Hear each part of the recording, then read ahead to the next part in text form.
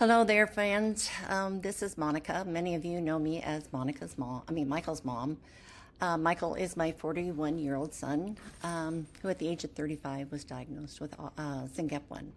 You might wonder why such a late diagnosis. Well, it was because SYNGAP wasn't recognized until 2009, and at the time Michael was even younger than that. We decided not to do a genetic screening.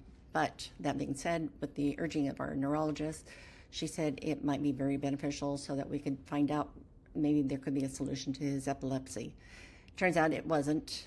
We didn't find what the seizure that he had, types of seizures or epilepsy he has could not be treated with genetic therapy. But we did find out he had SYNGAP1, which we all know is a rare genetic condition.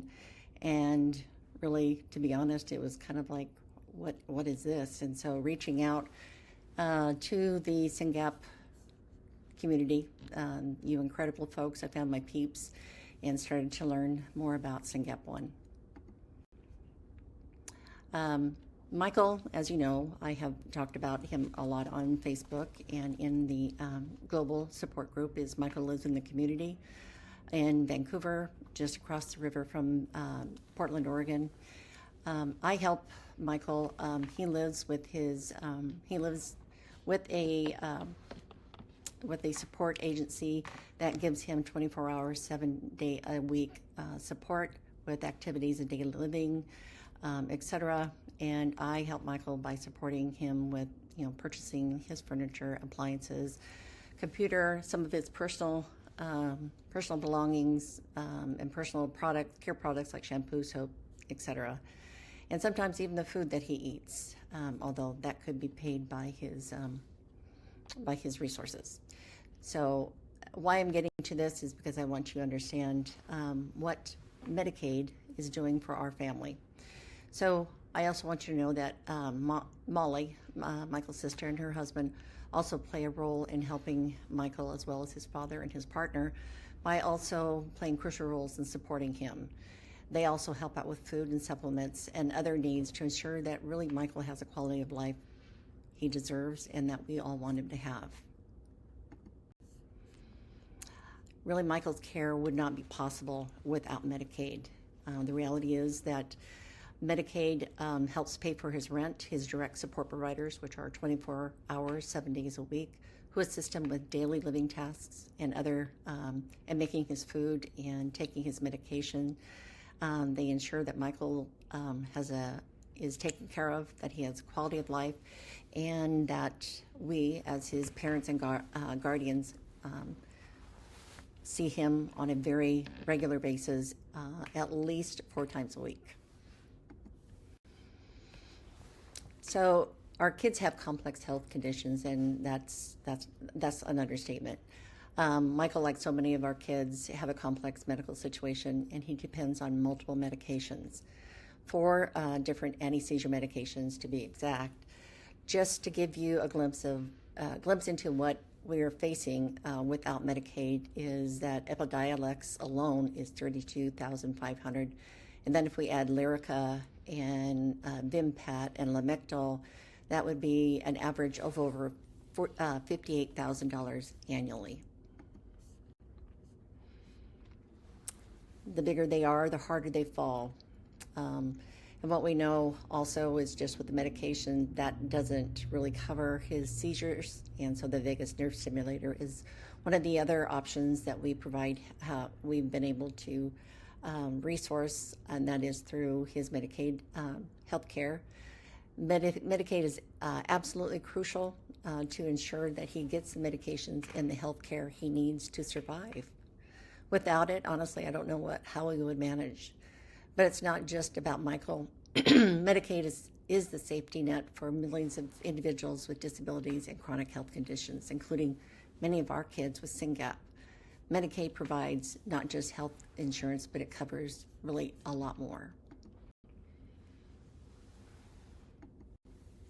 Medicaid is a joint effort between the federal government and state programs, provides health coverage to low-income individuals, families, children, pregnant women, the elderly, and people with disabilities.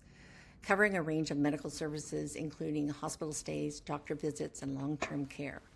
The federal government provides a match, which is usually 50 for the state, 50 for the federal government, and there are some higher rates for states with lower per capita income. So there, like I said, their states are variate really because of their specific needs, and also, as I mentioned before, the state per capita income rate. Medicaid there are many mandatory, not many, these are the mandatory benefits that all states must offer for Medicaid. And for Michael, he is using 6 of these, including inpatient, outpatient, physician services, laboratory and x-ray, in-home care, nursing facility care like nurse delegate, transportation to medical care. Medicaid, again, in some states like Washington, offers optional benefits like prescription drugs, dental care, etc. And these are the things that Michael benefits from, and it's all of them. And many of these services are provided not based on income of family, but you're likely one of them if you have a child under the age of 21, or your loved one is over the age of 21 to the age of 64, most likely receive Medicaid services based on their need. Medicaid is how our kids get their seizure medications. A lot of that is through home and community-based waivers. And I won't go into the waiver program because that would be a whole other process. Almost 40% of people living with active epilepsy between the ages of 18 and 64 receive coverage through Medicaid. More than 1/3 of children and youth receive coverage through Medicaid. Advocacy. So here I am today to express the fact that over my 30 years of advocating on a legislative level, on the legislature, whether it's on state or the federal, through Congress, I have never felt such urgent need to act than now. Our children's health and safety and their ability to live in the community are at risk. If these cuts go through, millions of people that rely on Medicaid will lose their access to services and everything that makes their life possible. My urgent request is I want you to know that I appreciate your journey and what's on your plate. To go from one day to the next and adding one more thing may seem insurmountable, but our support and services really are at risk. Contact Congress. We can't afford to let that happen. Tell your senators, vote no on the budget resolution and oppose any legislation that could cut Medicaid. These cuts would be harmful to our families and to our children's future. Even medical research can be stalled to help find the cure for SYNGAP1. So here are things that you can do, is that you can go to the Epilepsy Foundation. You go to the link that states epilepsy advocacy. It will have you go through the whole prompting system, and there's not much you have to do other than put in your name. It will identify through your zip code what legislative district, congressional district you're in, and you just can say vote no on any cuts to Medicaid.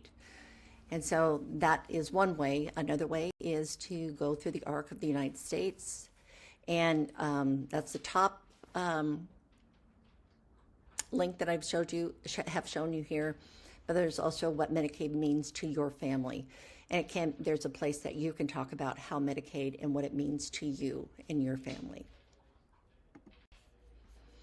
So from the bottom of my heart and Michael's, contact Congress and SAVE Medicaid. It's going to be your time and your efforts that is going to help make these changes. Your voice does matter. We can't afford to wait. And what we do know, as Margaret Mead has said, never doubt that a small group of thoughtful, committed citizens can change the world. Indeed, it's the only thing that has. With deep gratitude, thank you. Call or email now your congressman or woman and save Medicaid. Thank you.